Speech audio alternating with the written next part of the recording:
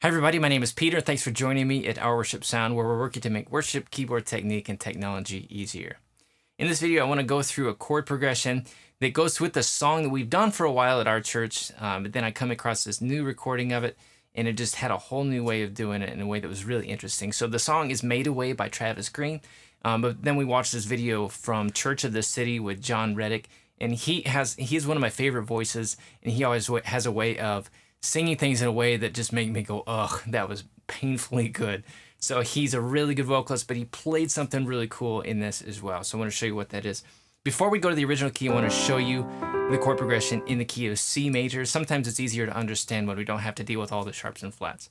So he starts off, and he actually does a very straight ahead approach to the whole song, but then he gets to the end, and this is about 4 minutes and 15 seconds into the video, and I'll give you a link to that. But it starts off, you made away, the 1 chord to the 4 chord, C to F. But then here's where he changes it up. He goes, when our backs were against the wall, and it looked as if it was over. Okay, so there's some chords in there, which you can use if you're trying to change up your chord progressions as well. So let's dig in. So like I said, it starts on the 1 chord, then it goes to the 4 chord. And then for the first chord that he changes, he plays a B flat major 7. And the way he gets there is you number the notes of the scale, 1, 2, 3, 4, 5, 6, 7. You take the 7th note, lower it half a step to the B flat, and then you build a major 7 chord based on that. So the first chord that he changes is when our backs were against the wall. Okay, then it goes to a basic just 6 chord A minor. And then here's the next chord that he changes. This is a D over F sharp. Okay, and normally this serves a different purpose in a key, but the way he gets there is we're going to take the second note or the second chord of the key, which is normally a minor chord. Okay, so normally the chord built off the second scale note is going to be minor. We're going to change it to a major chord. So D minor becomes D major, and then we're going to take the third of that chord and put it in the bass. And that creates some interesting bass movement here, which is why it's important there. But anyway, we end up with this D slash F sharp. Okay, and then the last chord is pretty funky, but it starts on an F in the bass, so it's a variation of the 4 chord. Okay, we're gonna do kind of the opposite of what we did with the D chord. We're gonna start with a major chord and make it minor. And this is a really cool chord. And all 3 of these chords are ones that you want to get used to adding to your chord progressions just to spice things up. So we can take the lowered 7th, the major 2, and then this is the minor 4. Okay, now this is the basic version of what he played. What he actually played is probably something more along the lines of this, okay? So let's break this down, and this is just a shape that'll probably take some getting used to, but it's a really cool voicing that you want to try it out in some different keys.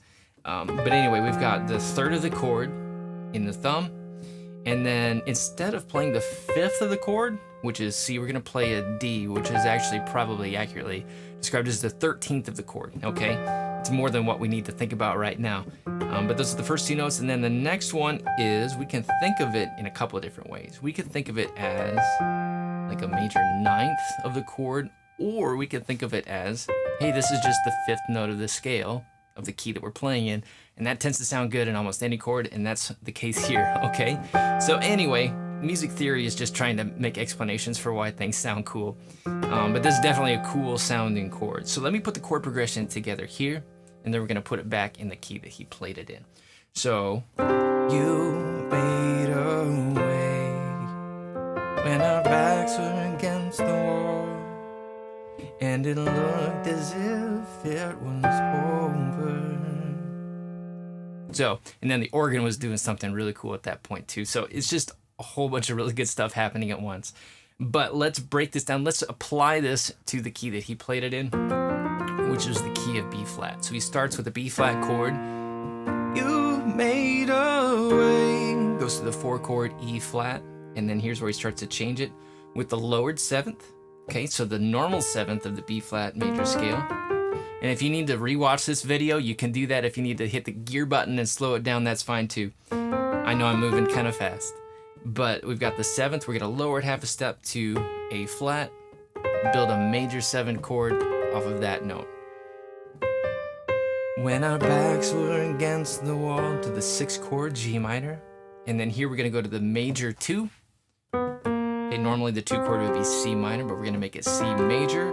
Move the 3rd of the chord down to the left hand. Okay, I'm gonna play it this way in the right hand. Okay, so we've got that.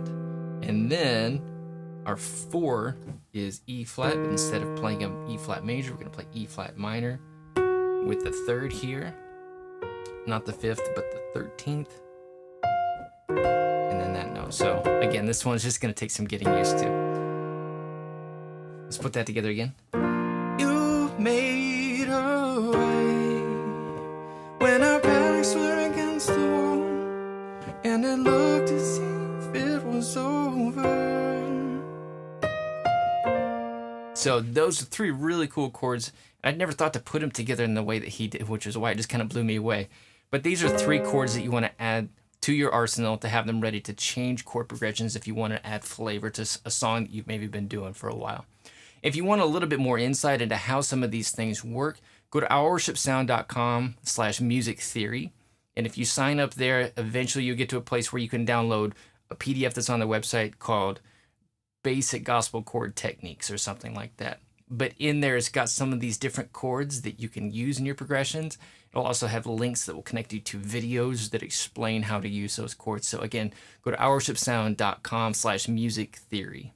And I'll put a link to that below as well. So ourworshipsound.com/music theory. Learn how to put some of these chords to work in your progression. Thanks for watching. We'll see you soon.